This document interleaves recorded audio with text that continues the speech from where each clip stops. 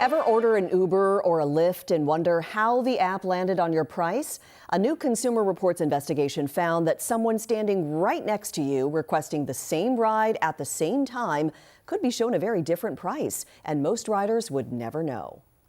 Consumer Reports spent months testing Uber and Lyft prices nationwide. The investigation used riders who requested a trip from the same starting point to the same ending point, priced at almost the same time, generally within a few minutes of one another, and in many cases within the same minute. The result?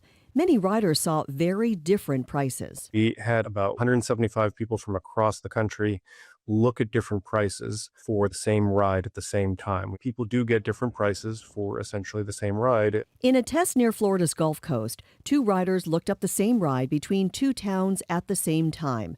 One was quoted close to $95. The other would have paid almost $66. Same trip, same time, same app. A difference of nearly $30. The investigation also raised concerns about discounts and crossed-out prices.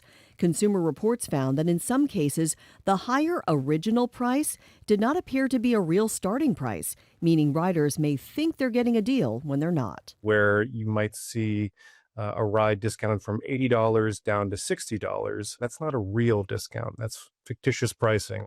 Uber and Lyft strongly dispute Consumer Reports' findings and deny setting prices based on who you are.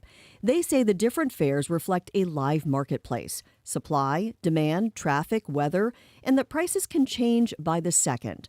Both companies also deny offering discounts that weren't real. Consumer Reports also found that the companies are keeping a bigger slice of every fare, between 43 to nearly 50%. Drivers say it leaves them feeling squeezed. They know they can manipulate us, and they basically take advantage of that. What can riders do?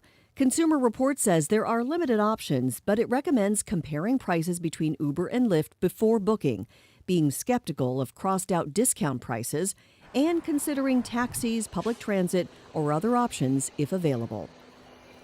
Uber called the Consumer Reports investigation flawed and said that some of these crossed-out prices are historical comparison, not necessarily deals. Meanwhile, some states are starting to take action. Maryland and Connecticut have passed restrictions on quote-unquote surveillance pricing, while California, Pennsylvania, and New York are considering bans. If you've ever been next to someone in Uber and requested an Uber at the exact same time to the same location, it is interesting because the prices have come up different. Yeah, they definitely have, and it feels always obviously so much higher in Seattle because of the added minimum fees and benefits required by the city, and so they're just definitely more expensive than it used to be, that's for sure. Yeah.